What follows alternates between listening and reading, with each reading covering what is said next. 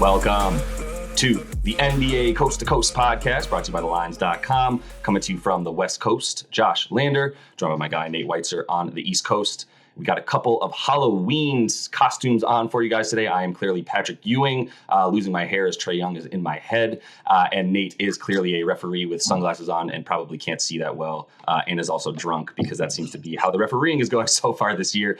At any rate, we are going to be bringing you guys a couple of game videos today and our player props. Make sure to like and subscribe to that page. Continue to follow along. In this one, we're kicking things off with Philly at Washington. Washington on that back-to-back. Philly maybe turning things around. Tyrese Maxey needs some more time. We'll talk about all that stuff here in just a minute. Also want you to head to thelines.com. That's where we have our great written content for you guys all season long that I'm interrupting Nate from finalizing right now for you guys on those picks on thelines.com. And we have our great odds finder tool there where you can go ahead and make sure that you are using that to shop those lines to the best of your ability across U.S. sportsbooks. Nate, let's jump into the lines for this Monday night slate and get into Philly, Washington.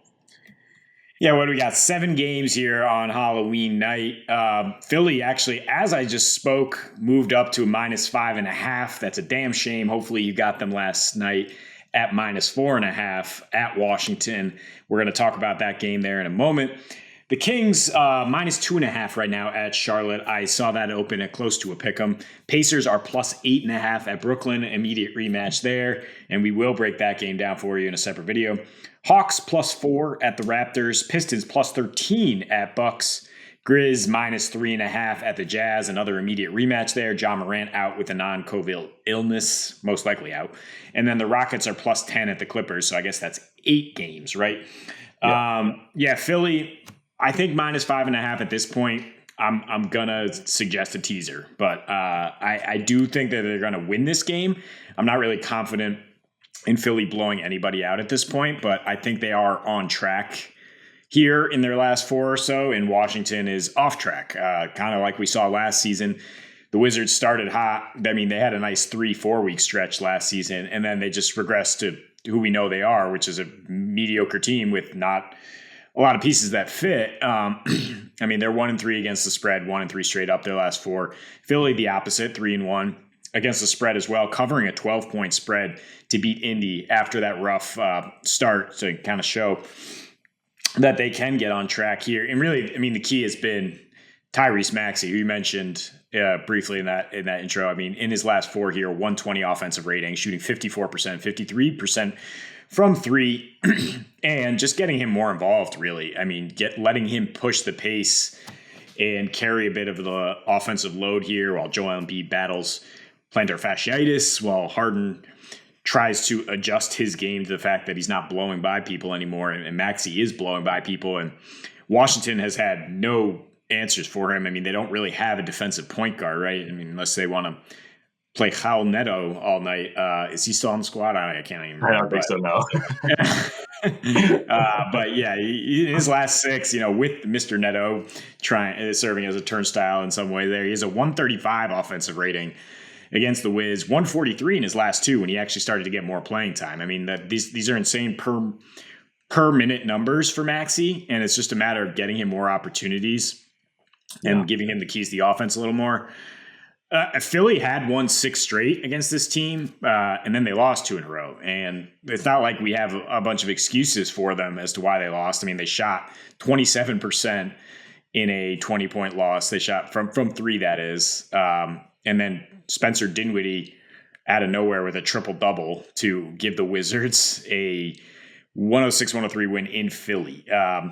But if you look at the overall numbers, I mean, Embiid has his way with this team, averaging 28, shooting 55%. Like I said, Maxey is a matchup problem for him, and Harden has good numbers against the Wizards. And then you just look at both these teams are good denying paint points right now. I mean, Philly's 3rd, Washington's 1st in paint points allowed. Embiid's not really banging down there as much. They're not depending on the paint points as much. Or it's at least not traditional scoring in the paint the way Maxey and Harden are slashing in there with that floater game, right? But number 1 in free throws allowed. That's what I'm looking at here is the advantage for Philly. They are number 1. And last year they were number 1 generating free throws. They're not up there yet, but right now Washington is dead last in free throws produced on offense, and they're allowing the 7th most on defense. So if you can't protect the rim without fouling, you're going to get into trouble with an Embiid-led team here. And then you look at down the stretch, Philly's top 10 in both fourth quarter scoring and points allowed. And Washington has not been a good clutch team in a very, very small sample size here to open the season. But a 40% rebounding rate and a negative 9.5 net rating in clutch time makes me think if it's close, Philly's going to pull this one out. That's why I like the tease here to get it -1. Because I do think they're going to win the game. I'm just a little concerned about them covering 6 at this point. Got it. Yeah, no, I follow all of that, and I like the clutch numbers. And I kind of like the trend of Washington starting out hot on defense again last year, like they did last year. Top 10 in defensive rating for all their games. It's similar to last year to me again, though, and I've kind of been waiting to fade the Wiz. That sounds like a slogan, but they've played some bad teams, right? I mean, Chicago, Indy twice, Detroit, and then Cleveland and Boston. And Chicago's not as bad as I thought they were going to be this season. I think they're actually a little bit better. DeMar gonna DeMar, but at the same time, this is indicative of obviously the Pacers. We'll talk about them. They've been really, really, really good on offense. But still, this is a team that their defensive numbers, even actually not against the Pacers this season, are the reason that they're seemingly in the position that they're in so far this season. I think you're still getting a decent amount of juice. I think people, though, apparently in the last 12 hours started to feel the same way as us and start to believe a little bit more in Washington or in Philly and believe a little bit less in Washington, especially after you saw them get beat by double digits last night to Boston. So, that back-to-back for them does create some problems. They were 8-5-1 last year, but that was also in a situation where if you look at about 10 of those games that they were on zero rest last year, they were almost a double-digit dog in all of those games because Bradley Beal wasn't there for most of the season, et cetera. So I do think that record is a little bit inflated, and this year we're going to see a little bit more of that. But yeah, for Philly, this is going to be another slightly stars out, bets up. I do think there's an opportunity for an over here at plus at 216.5 or so, just because of the fact that Joel guarding the paint is something that they're going to be missing. And Washington, yeah, look, it's been nice so far this season guarding the paint, but like I said, who have they played that you are concerned about getting in the paint amongst any of the teams that they've played? All of these teams are perimeter oriented teams. I guess Cleveland, you could say, would bang down low. They only gave up 107 there, but everywhere else, if you have guards that can score on the perimeter, they're about to give up a ton of points to you for sure, as we saw with Boston the other night, about 112. So yeah, I'm leaning over in this game as well. I mean, you kind of said everything I would have to say about Philly, and the fact that without Embiid in, I think that just leads you to think Maxi's going to get more time. And like I said, this Washington team is much better at defending you down low right now than they are on those wings, especially after losing KCP and such. So yeah, I think this leads to Philadelphia definitely winning this game, and then I do like the total a little bit over. I think it's probably crept up for a bit to about 220. It's down to about 216.5. So that's why I'm starting to eye that total a little bit more as it keeps dropping.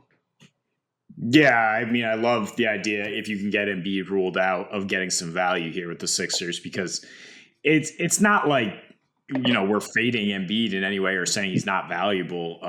It's just that they play differently, and it's going to work much better in this matchup if you're able to pick up the pace and play through Maxey a little bit more. Who, speaking of his props, averaged 7.7 more points per game last season without Embiid. Just had monster game against the Raptors where he basically didn't miss in the first half and crushed it to lead our player props there. So new friend of the show, Mr. Maxey. But yeah, I mean, the Wiz, yeah, they're limiting what you do down low with the center like Embiid anyway. Like I said, number 1 paint points, number 2 in 2-point percentage. They don't really capitalize on what Philly does so terribly, which is not rebound, because they're 25th in offensive rebounding. Like I said, not good down the stretch in terms of rebounding. I mean, both these teams are just abysmal rebounding teams. So it's that kind of helps your over, I suppose. If you can't secure defensive rebounds, you might get second chances. You might get the pace freewheeling more. And yeah, I just think Philly is so deep now with these offseason moves that they can definitely weather an Embiid absence for a game or 2 or 3 even now. Whereas last year it was kind of like, oh, Embiid's out 1, like they're screwed. But then like all of a sudden here comes Maxey giving you 35 and they're just fine. So yeah, I'd be interested to see if the line moves if he is ruled out. Yeah, and I'm not seeing any player props for Philly still. You can get a couple Washington players on a couple of these US sports books, but you're not going to see any Philly props until we know whether or not Embiid is playing. And if he's not, you're probably seeing that Maxey prop at about 20, 21 or so. I would still take that. If Maxey's prop is under like 23, 24 points, I still feel good about it. I think you're looking at a James Harden, Tyrese Maxey show, and Tyrese is going to get that ball and go. So that's also why I feel better about an over, especially as it sits at about 216 right now. So that is all the time we have for you guys on this show. Make sure to like and subscribe to that page. Continue to follow along with us. We are going to be bringing you these videos each and every weekday, including that player props video that we are staying super hot early on in the season with. So until we see you next, happy betting.